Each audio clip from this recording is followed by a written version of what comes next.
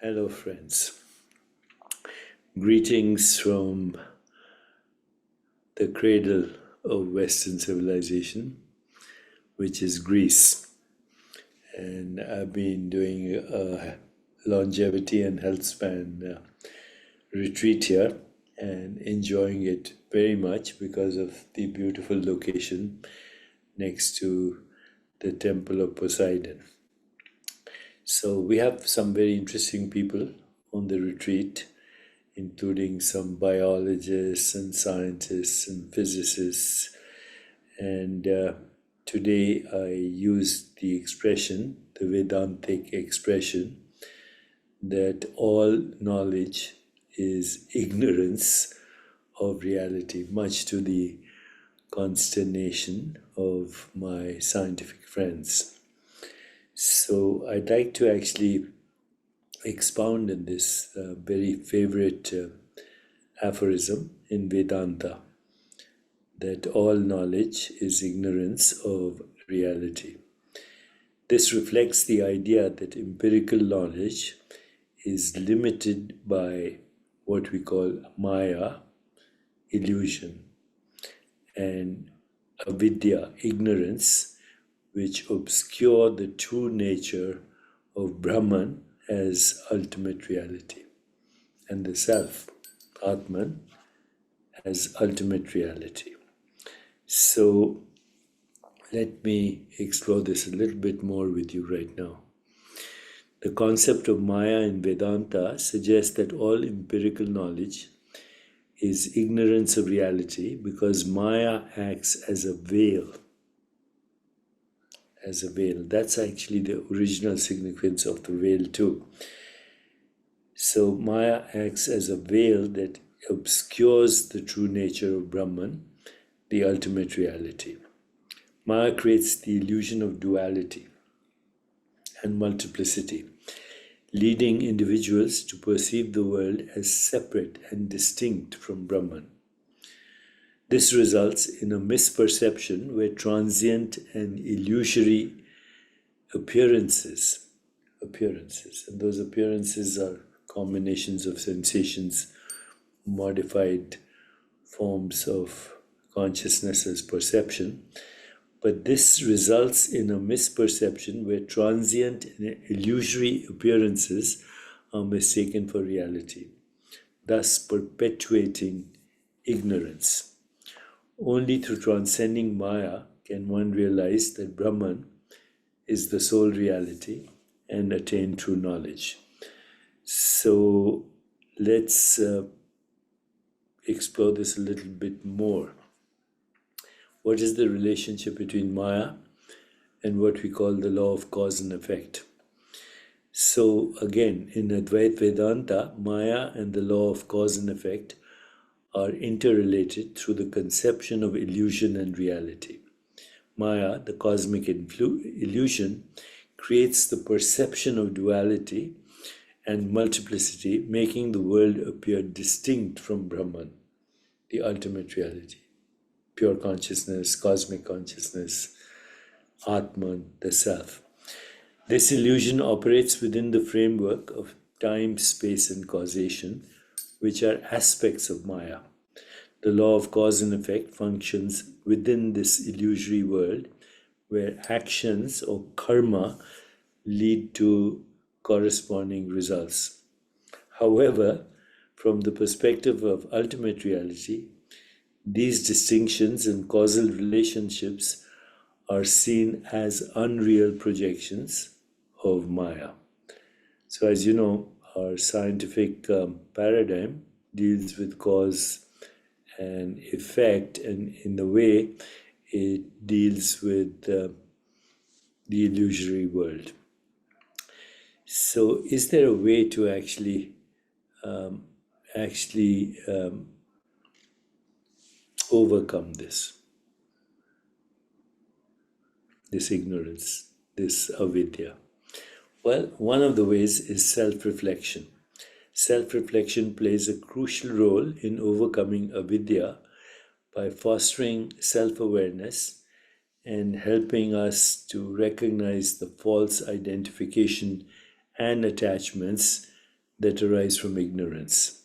Through practices like meditation and self inquiry, self reflection allows individuals to observe their thoughts, emotions, and behaviors, distinguishing between the true self and the transient aspects of existence. This process strengthens one's ability to discern reality, reduces attachment to impermanent phenomena, which are just sensations, images, feelings, thoughts, modified forms of consciousness, and ultimately leads us to the realization of one's true nature as pure consciousness, which is beyond avidya. So let's explore some self reflection techniques to overcome what is called avidya. First is meditation and mindfulness. Regular practice helps awareness of thoughts, emotions as transient appearances on the screen of consciousness, reducing attachment to false identities. Also, engaging in what is called Atma Vichar or self inquiry helps us go beyond the true self, beyond true self that is in the background of the ego identity. Yoga and pranayam, done with awareness, are practices that connect us to our spiritual self and reduce ignorance. And then, of course, there's a lot of good literature, particularly the Upanishads, that can, under guidance, illuminate the path to true knowledge. What else? So, I think all of this is beautifully explored in the teaching of Atma Vichar as taught by Ramana Maharishi and others, which is, who am I or what am I? Am I the transient sensations that appear and disappear on the screen of consciousness? Am I the changing body? Am I the changing mind? Am I the changing personality? Because all these are changing, transient fluctuations of vrittis on the infinite screen of the self, which never changes, but is the non-changing factor in every changing form and phenomena. And once again, every form is a phenomenon, and every phenomenon is fluctuations of vrittis, transient sensations, images, feelings, and thoughts. So, what role does science play in exploring fundamental truth? It doesn't. Science is based on naive realism, which only examines the regularities of experience, which we call natural laws, and science also learns how to manipulate these so-called laws of nature, the regularities of experience, to change our perception and ultimately our cognition of what we call experience, while totally ignoring the source of all experience. So science is based on just trying to know what is called objects of experience, of course, but it does not explore modes of knowing, states of consciousness in which those knowings occur, and moreover, that which wants to know. So every experience involves observer, observation, and observed, knower, knowing, and known. But science only deals with the known, and also the known in one state of consciousness, waking state of consciousness. Therefore, all knowledge is actually expanding our experience of ignorance, avidya, ignorance of fundamental truth. Not to say that science is not useful, very useful, very useful in expanding our range of experience, but not understanding the source of experience. And this, of course, influences everything that we call reality. What is the body? What is the mind? What are the emotions? What is the personality?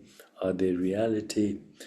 And if we think they are reality, then there are other issues, other conundrums, birth, death, and of course the whole issue of human suffering, which I've addressed before, but I'll address again as the five kleshas, and a lot of very interesting insights that come from reflective inquiry, that come from vipassana, that come from yoga, that come from yogasana, that is pranayam, but also from pratyahara, interoceptive awareness, and of course how they culminate in the cream of all Vedantic knowledge, which is dharana, dhyan, and samadhi, and actually using sankalpa, intentionality, in the samhita of observation and observed, the samhita, the togetherness of knower, knowing, and known, the togetherness of seer, seeing, and scenery. That is what ultimately leads us to so-called understanding non-local dormant potentials, extrasensory perception, and so-called psychic abilities.